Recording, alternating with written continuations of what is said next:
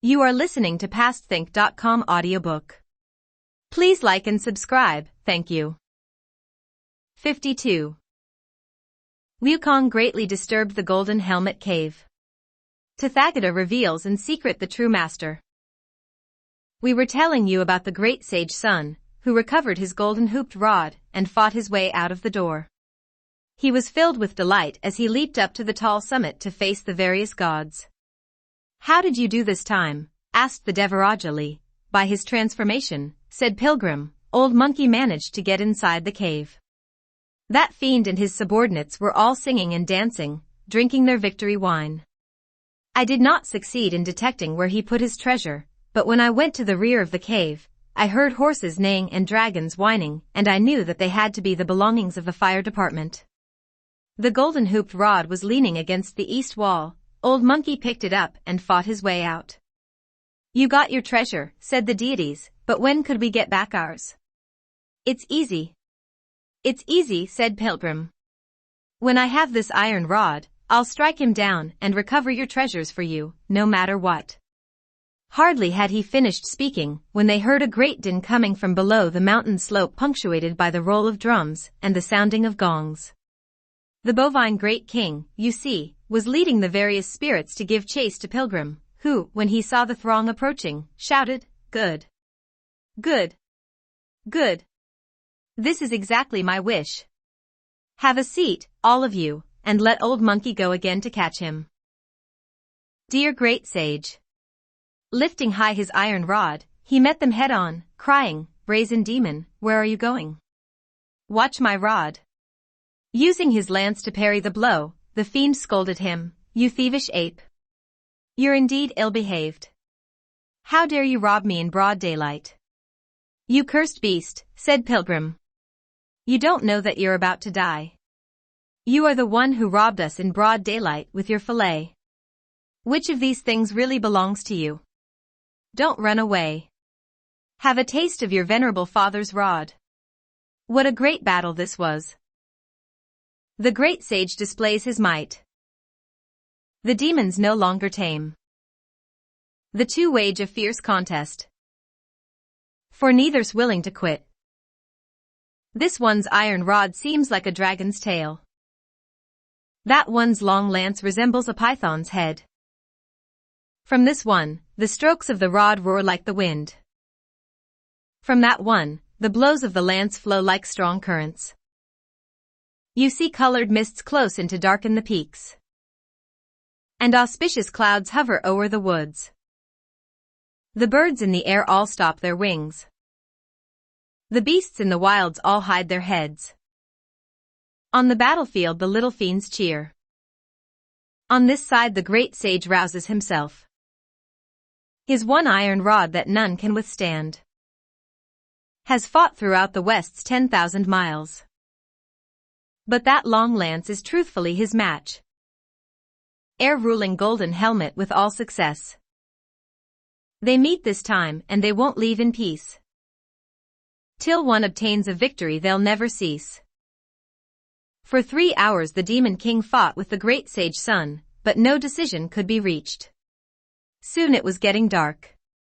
Using the lance to hold back the rod, the demon said, "Wu Cheng'en, you stop now. When it's dark everywhere, it's no time to fight. Let's each of us take some rest. We'll resume our contest tomorrow morning." "Shut up, you lawless beast," scolded Pilgrim. "Old Monkey's just getting inspired. Who cares if it's getting late? I'm determined to find out which of us is better." With a shout, however, the fiend turned and fled, leading all those fiends and their arms back into the cave, after which they had the door tightly shut. As the great sage walked back to the peak with his rod trailing behind him, the heaven deities all congratulated him with these words, "Truly a mighty power equal to heaven. What boundless, what limitless powers! Thanks for the compliments." "Thanks for the compliments," said Pilgrim. "We haven't exaggerated in our praise," said Devarajali, drawing near. "You are indeed quite a man. The way you fought just now reminded us of the time when you defied the cosmic nets." "Let's not revive old gossip," said Pilgrim. After he had fought with Old Monkey all this while, that fiend must be tired. I won't complain of fatigue. While all of you sit here and relax, I want to go into the cave to find out where he has hidden that fillet of his. I'm determined to steal it and to catch the fiend. Then we can find your weapons so that you all may return to heaven. It's getting late, said the prince. Why not rest for the night and go there tomorrow morning? Laughing, Pilgrim said, our little boy is still ignorant of the ways of the world. Who has ever seen a thief starting something in daytime? To sneak inside, one must go during the night, undetected. That's how this business is done. Both Fiery Virtue and one of the Thunder Squires said, don't talk anymore, Third Prince. This sort of thing may be foreign to us, but the great sage is an expert. He has to make use of this time, for the demon is tired and his guard may be down during the night. Let the great sage go now. Go quickly. Dear great sage. Grinning broadly, he put away his iron rod and leaped down from the tall summit to go once more before the cave. He shook his body once and immediately changed into a small cricket. Truly he has hard mouth, long whiskers, and black skin, with keen eyes and legs forked like branches. Midst bright moon and clear breeze he chirps on the wall, like someone speaking in silent night. He weeps when dew saddens prospect. A proud voice, though halting and faint. The window's pensive guest dreads hearing him. This lodger neath the steps or the bed. 1. Stretching forth his long legs, he jumped up to the door with 3 or 4 leaps and crawled inside through a crack. He squatted near the foot of the wall and, by the light of lamps and torches inside, looked carefully around. The various fiends, young and old, were just wolfing down their dinners. Pilgrim creaked and cricked for a while, and soon after, the fiends finished eating and put away their utensils. After laying out their bedding, all the fiends retired. Not until the time of the first watch did Pilgrim go to the rear chamber, where he heard the old demon give this command, all the little ones guarding the doors should sleep lightly. I fear that Sun Wukong may change into something to come in here to steal again. Those who were taking turns to stand watch began to beat their rattles or ring their bells. Our great sage, however, was most eager to do what he came to do. After he crawled into the bedroom, he found a stone bed, on both sides of which were several mountain ghosts or tree spirits all powdered and rouged. They were making the bed and helping the old demon to retire. Some were unlacing his boots while others were untying his robe. After the demon king took off his clothes, at once the fillet, all ghostly white, could be seen. It was attached to his left shoulder like an armlet made of a string of pearls. Look at him. Instead of taking the fillet off, he pushed it up a couple of times until it was snugly clamped to his shoulder. Only then did he lie down to sleep. With one shake of his body again, Pilgrim changed into a fleet with yellow skin. Leaping onto the stone bed and crawling inside his covers, he crept up to the left shoulder of the fiend and gave him a sturdy bite. The fiend was so stung by it that he turned over, shouting, "These slaves! They ought to be beaten more often. They didn't shake the covers, nor did they brush the bedding. Now I've been bitten by I don't know what." He gave his fillet 2 further shoves before dozing off once more. Crawling above the fillet, Pilgrim gave him another bite. Unable to sleep, the fiend sat up, yelling, "I'm itching to death." When Pilgrim saw how carefully he guarded the fillet, refusing to let it leave his body for even a moment, Pilgrim knew that he would not be able to steal it.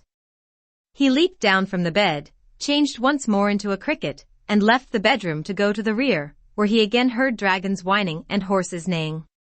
Behind 2 doors tightly locked, you see, fire dragons and fire horses all hung inside. Pilgrim changed back to his original form as he walked up to the door to exercise his lock-opening magic. He recited a spell and gave the padlock a wipe. Immediately the double patches snapped open. Pushing open the doors, he walked into a room so brightly lit by fire equipment that it seemed like daylight. Several weapons were seen leaning against the east and the west walls. They were the fiend-slashing scimitar of the prince, the fire bows and fire arrows of Fiery Virtue, and the like. In the glow of the light, Pilgrim looked carefully around and saw on top of a stone table behind the door a small basket woven of bamboo. Inside was placed a bunch of hairs. Filled with delight, the great sage picked up the hairs and blew on them 2 mouthfuls of hot air, crying, "Change." They changed at once into 40 or 50 little monkeys, who were then told to pick up the scimitar, the sword, the club, the wheel, together with the bows, the arrows, the lances, the carts, the gourds, the fire crows, the fire rats, and the fire horses, all those things sucked away by the fillet. After they had mounted the fire dragons, they started a huge blaze that burned outward from deep inside the cave. All you could hear were the snapping and cracking, bing bing, bang bang, as if thunderbolts or fire cannons were let loose inside. Those monster spirits, young and old, were utterly terrified. In a stupor, they hugged their blankets or covered their heads, some screaming, some weeping. None of them knew which way to run, and more than half of them were burned to death by the fire. The handsome Monkey King thus returned to his camp in triumph at about the hour of the 3rd watch. We now tell you about Devaraja Ali and his companions on the tall summit. They suddenly saw a bright flare of lights rushing toward them, and then they discovered Pilgrim riding on a dragon and shouting commands to a team of little monkeys as they ascended the mountain. After reaching the peak, he yelled, "Come and get your weapons. Come and get your weapons." Fiery Virtue and Na immediately answered his call, while Pilgrim shook his body to retrieve his hairs. Prince Na took back his 6 weapons, and Fiery Virtue told his subordinates to put away the fire dragons and other equipment. All of them were full of smiles and praises for Pilgrim, and we shall leave them there for the moment. We tell you instead about the Golden Helmet Cave, where flames were still shooting up everywhere. The bovine Great King was scared out of his wits. Dashing out of his room, he held his fillet up high with both hands. He pushed it toward the fire this way and that way, and it immediately went out. Though the air was filled with flame and smoke, they all subsided after he and his treasure had run through the entire cave. He tried to rescue the other fiends, but over half of them had been burned to death. Those who survived, male and female, did not number 100. Then he went to inspect the place where he had hidden the weapons, but not a single item could be found. Finally, he reached the rear of the cave where he saw 8 rules, Shah Monk, and the elder still securely bound. The white dragon horse was tied to the stall, and even the load of luggage remained in the room. Angrily, the demon said, "I wonder which of the little fiends was so careless that he started the fire and brought all this on us." "Great King," one of the attendants by his side said, "this fire could not have been started by any one of our own. It had to be the work of someone intent on raiding our camp." After he had released the equipment of the fire department, he also stole the divine weapons. Only then did the old demon realize what had happened. "There is no one else," he said. "It has to be that thief, Sun Wukong. No wonder I had such a hard time when I tried to sleep just now. That larcenous ape must have gotten in here by means of transformation, and gave my shoulder a couple of bites. Undoubtedly he wanted to steal my treasure, but when he saw how tightly it was attached to my body, he could not do it. That was the reason he stole the other weapons instead, and let loose the fire dragons. How vicious of him. He wanted to burn me to death. O thievish ape! You've made vain use of your trickery. When I have this treasure on me, I can't be drowned even when I plunge into the ocean, nor can I be burned if I leap into a pool of fire. But when I catch you, thief, this time, I'm going to skin and cut you up alive. Only then will I be satisfied." He spoke sullenly in this manner for a long time, and soon thereafter it was dawn. On the tall summit, the prince, holding his 6 weapons that had just been recovered, said to Pilgrim, "Great sage, it's getting bright. Let's not wait any further. We should make use of this opportunity, when that demon's will to fight has been blunted by you. With the help of the fire department, let us go again to do battle with him. Most probably he'll be captured this time." "You are right," said Pilgrim, chuckling. "Let us unite and go have some fun." In high spirits and eager to fight, each of them went up to the cave entrance. "Lawless demon, come out," bellowed Pilgrim. "Come and fight with Old Monkey." The 2 stone doors of the cave, you see, had been reduced to ashes the night before by the intense heat. At the moment, several little fiends by the entrance were just in the process of gathering up the ashes and sweeping the ground. When they saw the various sages approach, they were so terrified that they abandoned their brooms and ash forks and dashed inside to report, "Sun Wukong has led many gods to provoke battle outside our door." So astounded was he by this report that the bovine fiend gnashed his teeth and rolled his ring-like eyes. He picked up his lance and his treasure, and no sooner had he emerged from the door when he began to castigate his adversary, saying, "You thievish ape! You camp raider and arsonist! What skills do you have that you dare treat me so contemptuously?" Smiling broadly, Pilgrim said, "You brazen fiend! If you want to know my skills, come up here and listen to my recital. My skills were great since the time of my birth, as was my name throughout the universe. Enlightened, I practiced the transcendent way. In days past came the means to eternal youth. I willed to bow at the place of the heart too, to seek with reverence the home of a sage.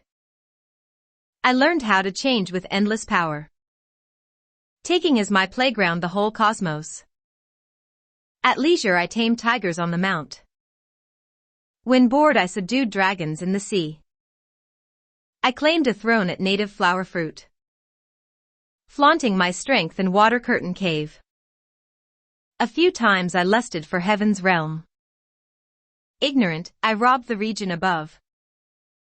My royal name, great sage, equal to heaven. I was called also handsome monkey king. When the Feast of Peaches was under way, I took offense for no invitation came. In secret I stole jade juice at Jasper Pool, and drank it in stealth at the treasure tower. Dragon and phoenix organs I did taste. 100 dainties I would steal and eat. Millennial peaches I freely enjoyed, stuffing my guts with long-life drugs and pills. Strange things of heathen I took piece by piece, and rare goods from sage mansions bit by bit. When Jade Emperor learned what great skills I had, he sent divine soldiers to the battlefield. I banished those fierce 9 luminaries, and wounded the 5 quarters vicious stars. All heaven's warriors were no match of mine. 100,000 troops dared not meet me. Hard-pressed, the Jade Emperor gave a decree.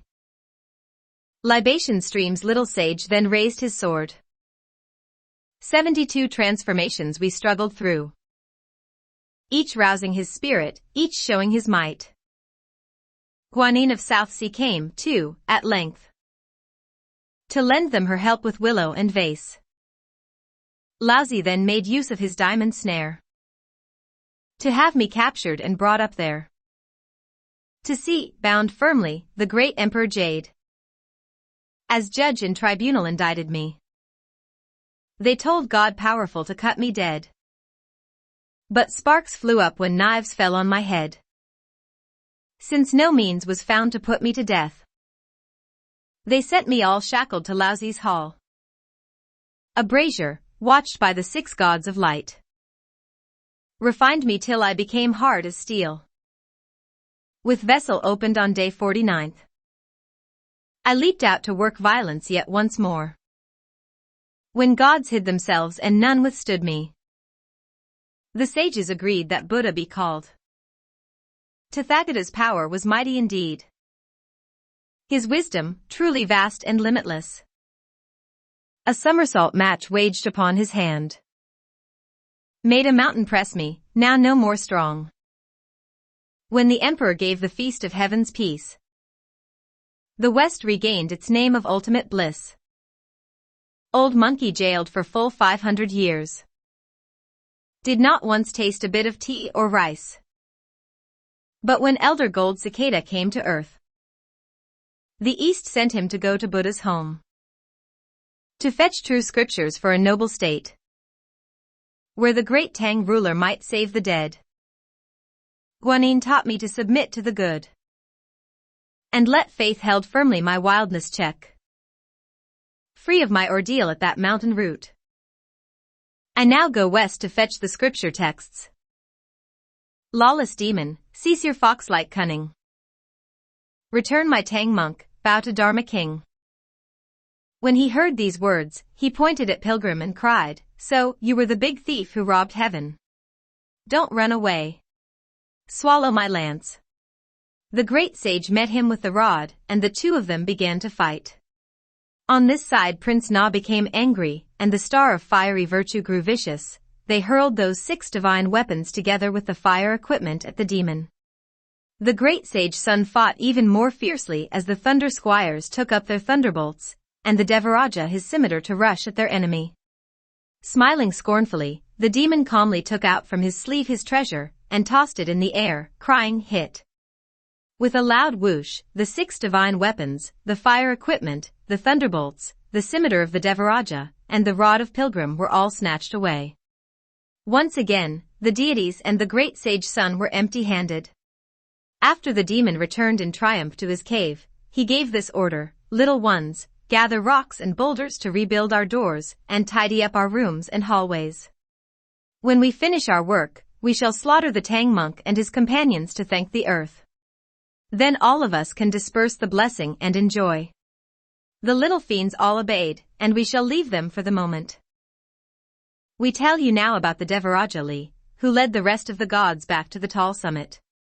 Fiery virtue then began to rail at Na for being too impulsive, while the thunder squires blamed the Devaraja for acting too recklessly. Water Lord, however, stood to one side and sulked. When Pilgrim saw how distraught they looked, he had little alternative but to appear cheerful, and said to them, forcing a smile, Please don't be so distressed, all of you. After all, the ancient proverb says, victory or defeat is a common thing for the soldier. If we want to consider the demon's fighting skill, it's no more than so-so. The reason he can cause so much harm is that fillet in his possession, which has again sucked away all our weapons. Nonetheless, try to relax. Let old monkey go and see if he can find out something more about his pedigree. When you first presented your memorial to the Jade Emperor, said the prince, there was a thorough search made throughout the celestial realm, but not a trace of this monster could be found. Now where are you going to make further investigation? Pilgrim replied, Come to think of it, the Dharma power of Buddha is boundless. I shall go now to the western heaven to question our Buddha Tathagata. I shall ask him to scan with his eye of wisdom the 4 great continents of earth, and see where this fiend was born and raised. I want to learn what sort of treasure his fillet is, and no matter what, I'm determined to have him arrested. Only then will all of you be avenged, and have a happy trip back to heaven. If that's your intention, said the gods, don't delay. Go quickly. Go quickly. Dear Pilgrim. He said he would go, and at once he mounted his cloud somersault. Instantly he arrived at the spirit mountain. Lowering his auspicious luminosity, he looked everywhere. Marvelous place. The noble Mount Spirit. Fine, pure cloud layers. A divine summit touching jade-green sky. A great town seen in western heaven. Its form, its air surpassing even China's. The primal breath flows to widen heaven and earth. Strong wind scatters a platform full of flowers. 3. Long notes of bells and stones are often heard. And clear, loud scripture recitations. You see too, lay sisters lecturing beneath green pines. And arhats walking among jade-like cedars. White cranes with feelings come to Vulture Peak. Blue phoenixes wish to stand by quiet arbors. Black apes in pairs hold up immortal fruits. Aged deer in twos present purple blooms. Rare birds call often like some tale-telling. And flowers too strange and fair to have names. The ranges turn and circle, fold upon fold. The old path meanders, though it's level. A place where pure void of spirit's the norm. Buddha's solemn and great awakened form. As Pilgrim enjoyed the sight of the mountain scenery, he heard someone calling him, Son Wukong, where did you come from? Where are you going? He turned quickly and found that it was the honored one Bikui. For the great sage greeted her and said, "I have a matter that requires an audience with Tathagata."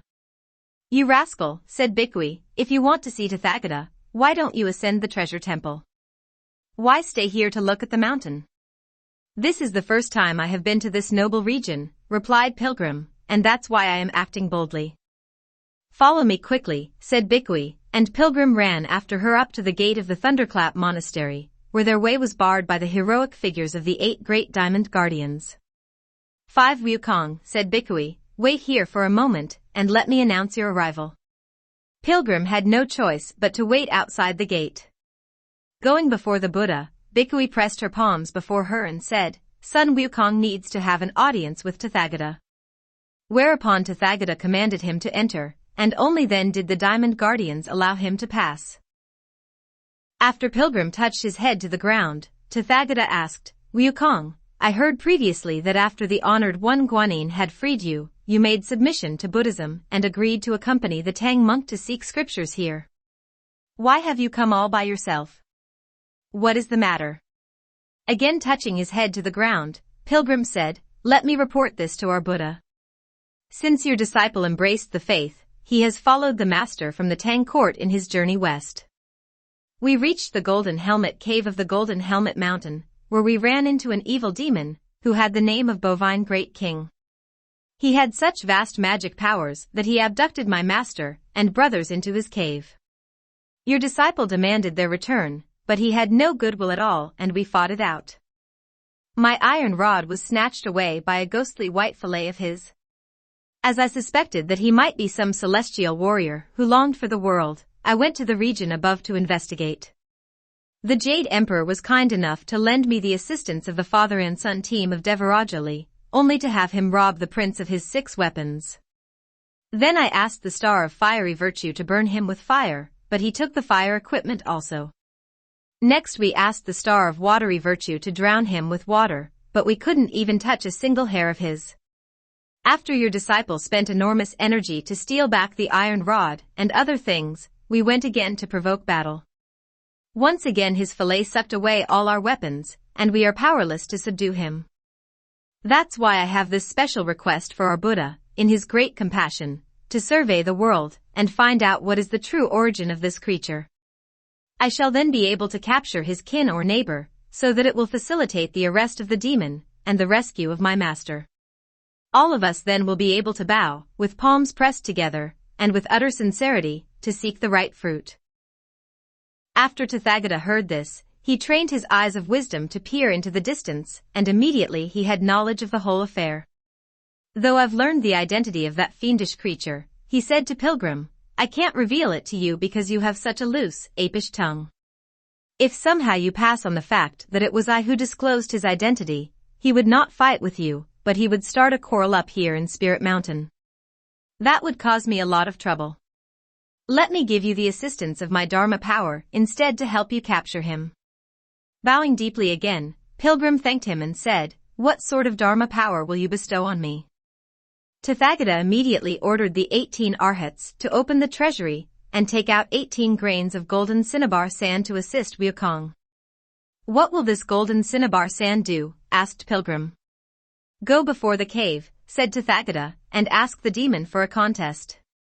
Entice him to come out and the arhats will at once release the sand, which will entrap him. Since he won't be able to move his body or raise his feet, you can beat him up at will." "Wonderful!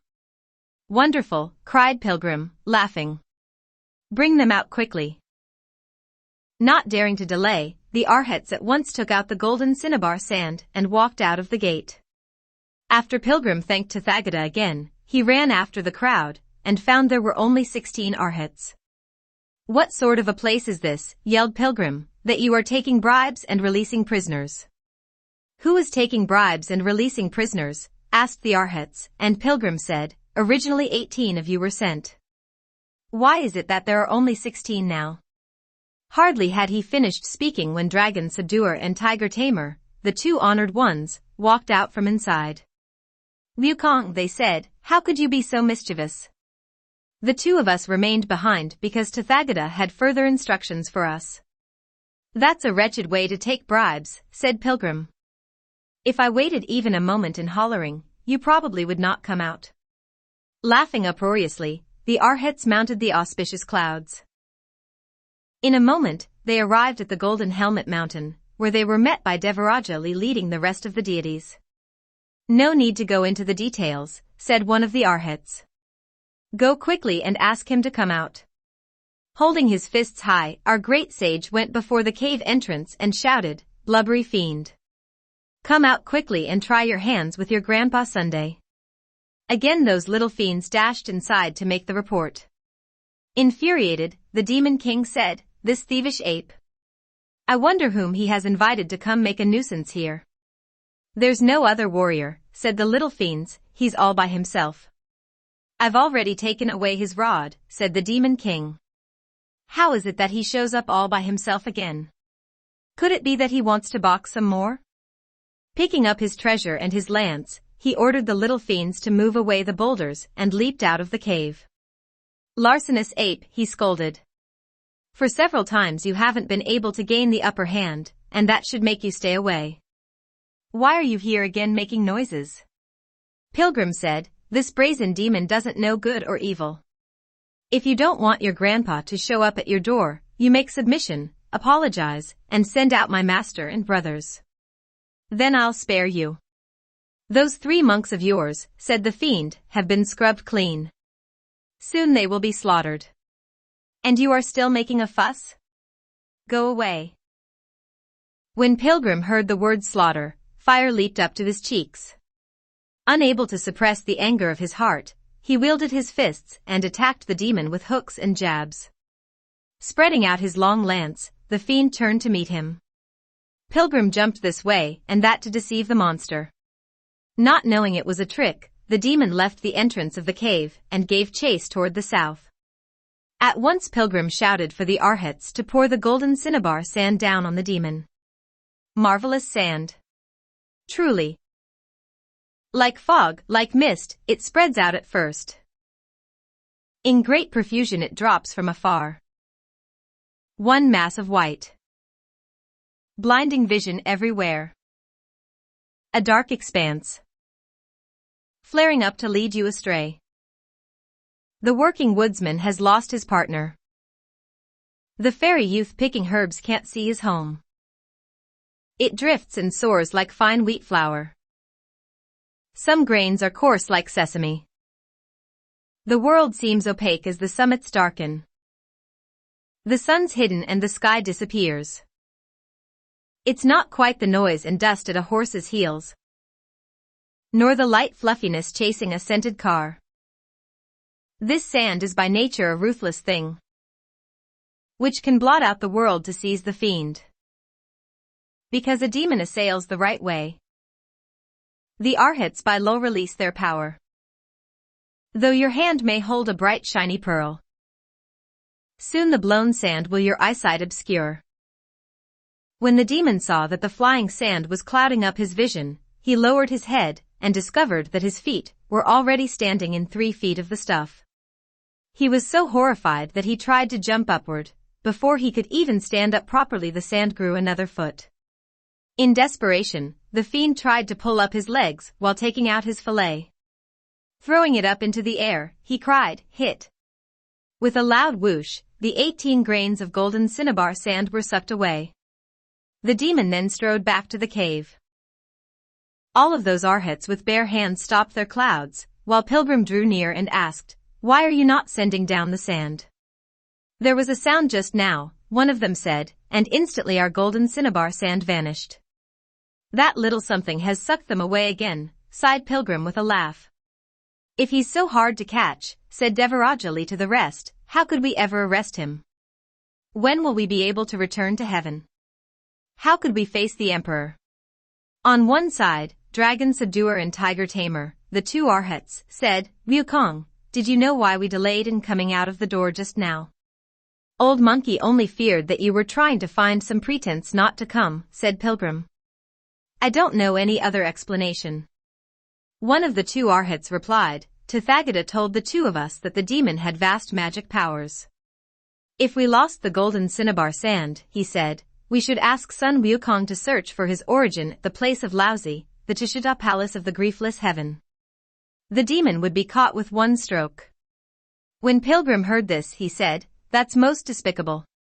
Even Tathagata is trying to hornswoggle old monkey. He should have told me right then and there would have been no need for all of you to travel." "If Tathagata made such a clear revelation," said Devarajali, "let the great sage go up there quickly." "Dear Pilgrim, I'm off," he said, and at once he mounted the cloud somersault to enter the South Heaven Gate. There he was met by the 4 Grand Marshals, who raised their folded hands to their chins to salute him, asking, "How's the affair of arresting that monster?"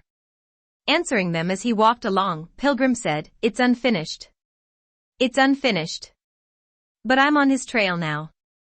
The 4 Grand Marshals dared not detain him, and permitted him to walk inside the Heaven Gate. Going neither to the Hall of Divine Mists nor to the Dipper Palace, he went instead straight up to the Tashita Palace of the Griefless Heaven, which was beyond the 33rd heaven. 2 immortal youths were standing outside the palace.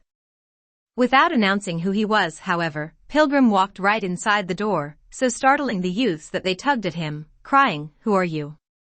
Where are you going?" Only then did Pilgrim say, "I'm the great sage, equal to heaven.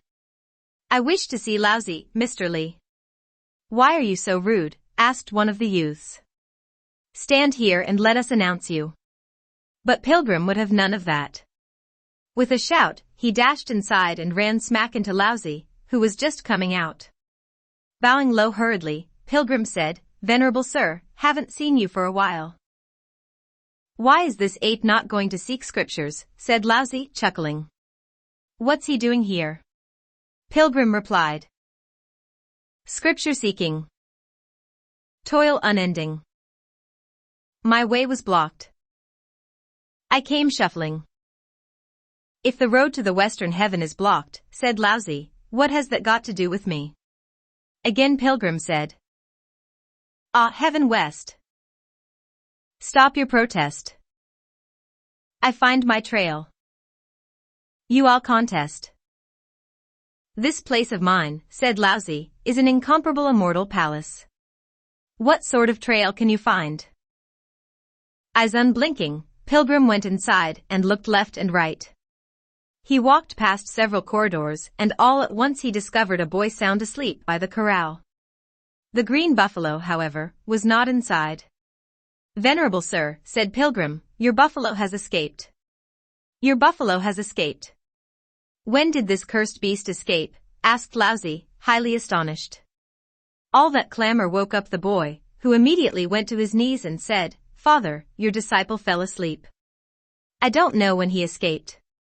"How could you fall asleep, you rogue?" scolded Laozi. The boy kowtowed several times before he answered, "Your disciple picked up 1 pellet of elixir in the elixir chamber. As soon as I ate it, I fell asleep. It must be the elixir of 7 returns to the fire that we made the other day. 1 pellet fell out, and this rogue picked it up and ate it. Well, anyone who eats one of those pellets will sleep for 7 days. Because you fell asleep, no one looked after that cursed beast, and he took the opportunity to go to the region below. Today is the 7th day." Immediately Laozi wanted to make an investigation to see if any treasure was stolen, but Pilgrim said, "He doesn't have any treasure except a fillet, and it is quite formidable." Laozi made a quick inventory. Everything was there except the diamond snare. "This cursed beast stole my diamond snare," said Laozi. "So that's the treasure," said Pilgrim. "It was the same snare that hit me that time. 6 now it's going wild down below, sucking away who knows how many things." "Where's the cursed beast now?" asked Laozi. Pilgrim replied, "At the Golden Helmet Cave of the Golden Helmet Mountain. He caught my Tang monk first and robbed me of my golden hooped rod. When I asked the celestial soldiers to come help me, he also took away the divine weapons of the prince. When the star of fiery virtue arrived, his equipment was also taken. Only Water Lord did not lose anything to him, but his water could not drown the demon either. Finally, I asked Tathagata to order the Arhats to use sand, but even that golden cinnabar sand was snatched away. When someone like you, venerable sir, lets loose a fiendish creature to rob and harm people, with what kind of crime should we charge him? Laozi said, "That diamond snare of mine is a treasure perfected since the time of my youth, and it was also an instrument with which I converted the barbarians when I passed through the Hanggu Pass. 7. Whatever weapons you may have, including fire and water, you can't touch it.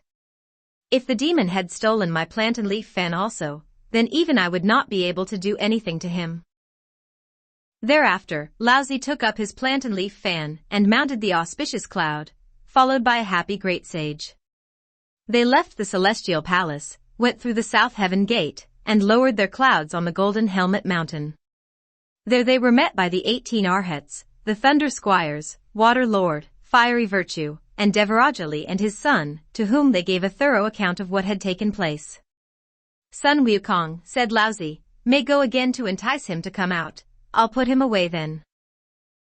Jumping down from the summit, Pilgrim again shouted, "You cursed blubbery beast! Come out quickly and submit to death." Once more the little fiends went inside to report, and the old demon said, "This larcenous ape has asked someone to come again." Quickly he took up his lance and treasure, and walked out of the door. "You brazen demon," scolded Pilgrim.